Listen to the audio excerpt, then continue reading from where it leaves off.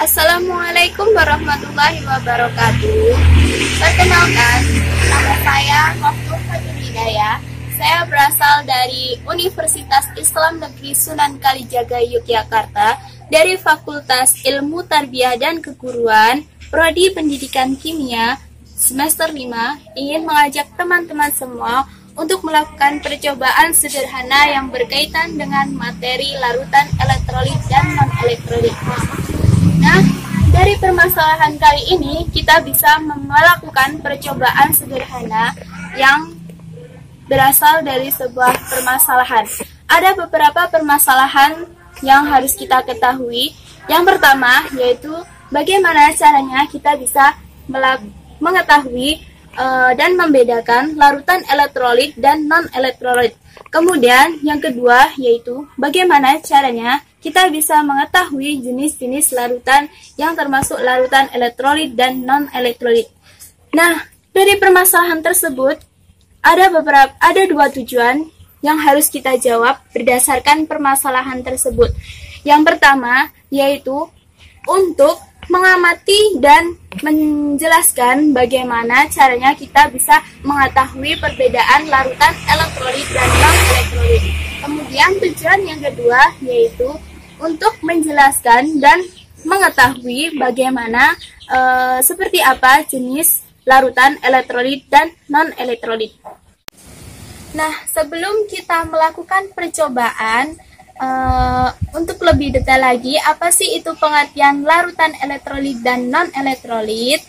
Nah, saya akan menjelaskan lebih sedikit atau sebagai pengetahuan awal untuk mengetahui bahwa apa sih itu larutan elektrolit dan larutan non-elektrolit. Nah, larutan sendiri itu adalah campuran dua atau lebih zat yang dimana nanti kalau dicampurkan itu menjadi satu macam fase atau homogen. Nah, yang dimaksud dengan larutan satu macam fase atau homogen ini yaitu biasanya kalau kita campurkan dua atau lebih zat, kalau dicampurkan menjadi satu dan warnanya itu menjadi satu, itu yang namanya dengan larutan. Nah, di dalam larutan itu ada dua komponen. Yang pertama, komponen pelarut dan zat terlarut. Apa sih itu komponen pelarut dan zat terlarut? Nah, pelarut sendiri itu adalah zat yang digunakan untuk melarutkan zat lain, di mana biasanya sering kita kenal atau kita ketahui dan sering kita jumpai dalam kehidupan. Biasanya kita gunakan pelarut itu adalah berbentuk cair atau sering kita gunakan yaitu air. Nah, yang kedua, komponen yang kedua yaitu adalah zat terlarut. Apa sih itu komponen zat terlarut? Nah, komponen zat terlarut itu adalah komponen dari larutan yang memiliki jumlah lebih sedikit dari sistem zat terlarut. Biasanya, nih contohnya komponen zat terlarut itu adalah biasanya apabila ada garam atau gula yang dilarutkan dalam air. Itu yang namanya zat terlarut. Nah, setelah kita mengetahui dari dua komponen larutan yaitu pelarut dan zat terlarut, larutan itu dibedakan lagi berdasarkan daya hantar listriknya itu ada dua, yaitu larutan elektrolit dan larutan non-elektrolit. Nah, larutan elektrolit itu adalah larutan yang dapat menghantarkan arus listrik. Di dalam larutan elektrolit itu juga dibedakan lagi menjadi dua, yaitu larutan elektrolit lemah dan larutan elektrolit kuat. Larutan elektrolit lemah yaitu adalah apabila larutan tersebut itu terionisasi sebagian dan di mana derajat ionisasinya antara 0 sampai 1. Dan yang dimaksud ionisasi sebagian yaitu apabila sebagian berbentuk ion dan sebagian lagi berbentuk molekul. Lah, di sini contohnya larutan elektrolit lemah biasanya itu berasal dari asam lemah. Nah, selanjutnya yang kedua yaitu adalah larutan elektrolit kuat. Larutan elektrolit kuat yaitu apabila larutan itu terionisasi sempurna.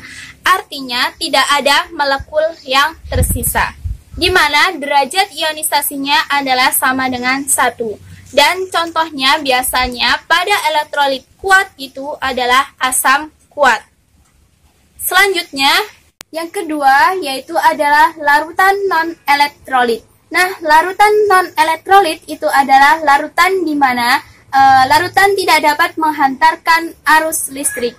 Biasanya sering kita jumpai pada larutan glukosa, larutan urea, larutan alkohol, dan lain sebagainya. Nah, setelah kita mengetahui apa itu larutan elektrolit dan larutan non-elektrolit, untuk lebih detailnya lagi dan lebih jelasnya lagi, langsung saja kita melakukan percobaan praktikum sederhana yang bisa kita dapatkan alat dan bahannya itu di sekitar kita dan mudah didapat, juga harganya relatif murah. Langsung saja kita melakukan praktikum sederhana untuk mengetahui apa sih itu larutan elektrolit dan non-elektrolit. Oke, untuk selanjutnya, tahap selanjutnya yaitu adalah kita melakukan praktikum percobaan tentang materi larutan elektrolit dan non-elektrolit. Nah, berdasarkan permasalahan yang tadi, untuk menjawab permasalahan tersebut, untuk memperjelasnya lagi, selanjutnya yaitu melakukan praktikum. Langsung saja tahap yang pertama, siapkan alat dan bahan. Nah, alat-alat yang harus kita siapkan yaitu seperti batu baterai, lampu, paku, dan kabel. Tahap selanjutnya yaitu kita siapkan bahan-bahan. Nah, bahan-bahan yang harus kita siapkan yaitu seperti larutan urea, air sabun, air betadin, larutan soda kue, air cuka,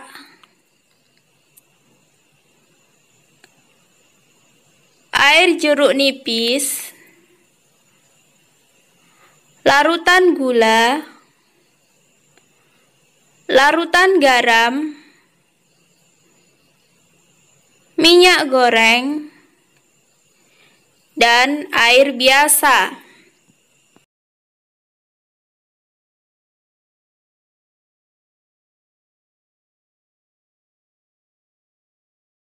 Selanjutnya, tahap kedua, kita akan merangkai alat-alat untuk percobaan.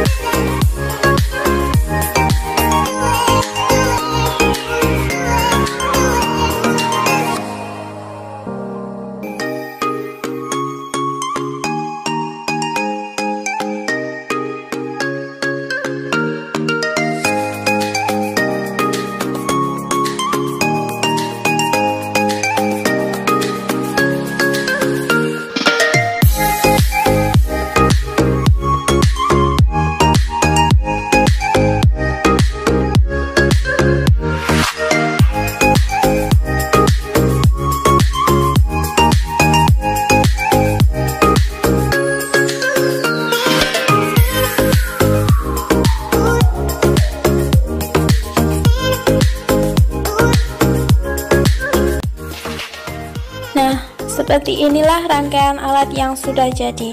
Kemudian selanjutnya tahap yang ketiga yaitu kita akan melakukan uji coba larutan. Nah, kita akan uji coba larutan-larutan tersebut dengan menggunakan alat tersebut. Apakah larutan tersebut termasuk larutan elektrolit kuat, elektrolit lemah, atau non-elektrolit? Nah, yang pertama kita akan menguji air biasa.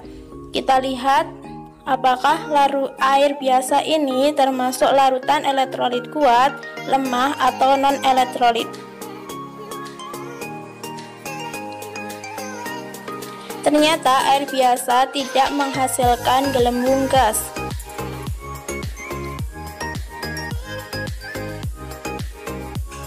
Dan lampu tidak menyala.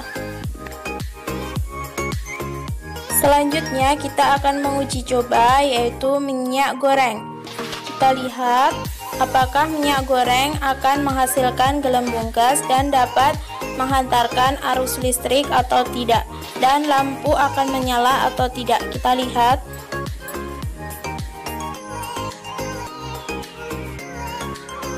Ternyata minyak goreng tidak dapat menghasilkan gelembung gas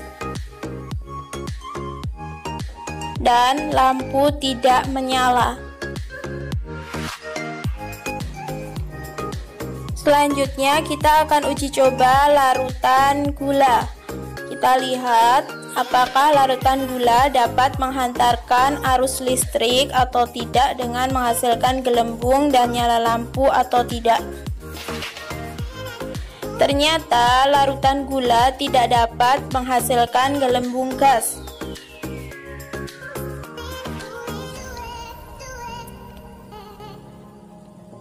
Dan lampu tidak menyala. Selanjutnya larutan yang akan kita uji coba yaitu kita akan menggunakan larutan garam. Kita lihat apakah larutan garam ini dapat menghasilkan banyak gelembung gas dan lampu menyala dengan terang atau tidak.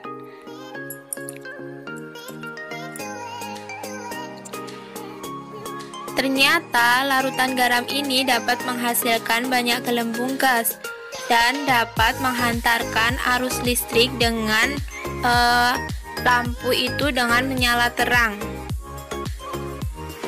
Selanjutnya larutan yang kita gunakan yaitu adalah larutan soda kue. Kita lihat larutan soda kue sama seperti larutan garam atau larutan sebelumnya.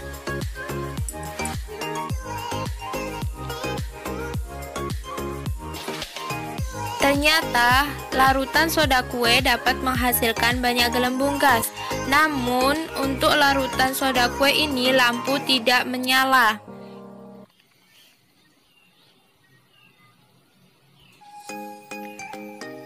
Selanjutnya kita gunakan air jeruk nipis. Kita lihat apakah air jeruk nipis ini sama seperti larutan garam atau larutan soda kue.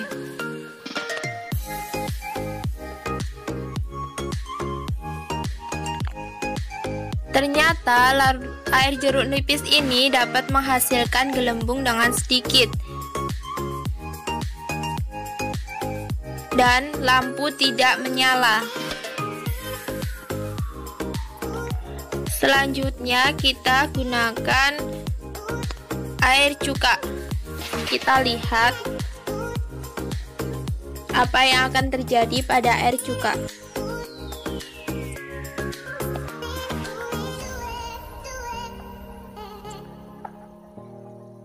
Ternyata pada air cuka itu terdapat sedikit gelembung gas dan lampu tidak menyala. Selanjutnya kita gunakan air sabun. Kita lihat apa yang akan terjadi pada air sabun ketika dialiri listrik.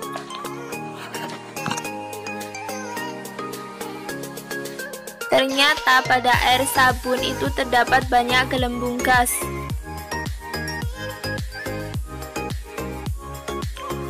Namun, lampu tidak menyala.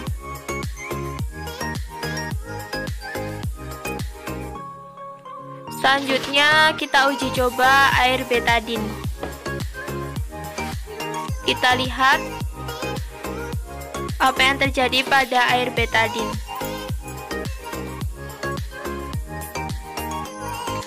Ternyata air betadin tidak dapat menghasilkan gelembung gas dan lampu tidak menyala. Selanjutnya kita gunakan larutan urea. Kita lihat, ternyata larutan urea tidak menghasilkan gelembung gas dan lampu tidak menyala. Selanjutnya, mari kita simak hasil pembahasannya.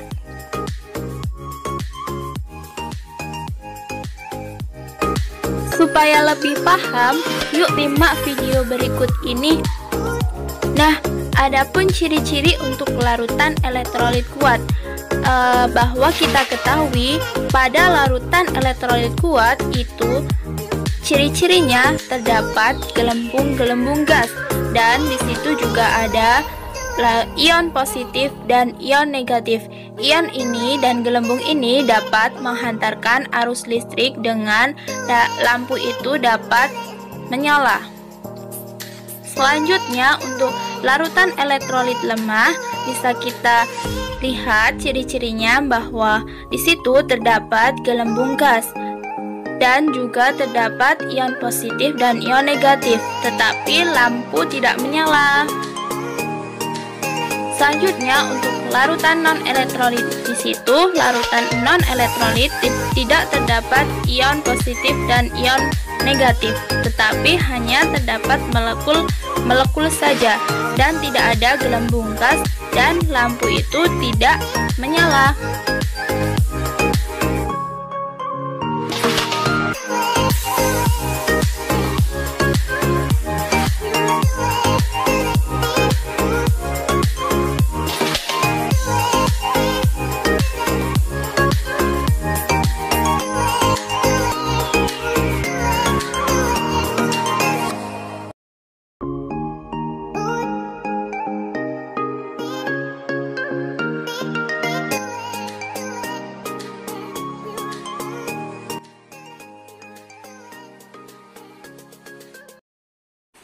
Nah, ini adalah percobaan mengenai larutan elektrolit dan non-elektrolit. Semoga dengan adanya percobaan kali ini mengenai larutan elektrolit dan non-elektrolit dapat bermanfaat bagi kita semua, dan kita bisa mengetahui seperti apa jenis-jenis larutan elektrolit dan non-elektrolit.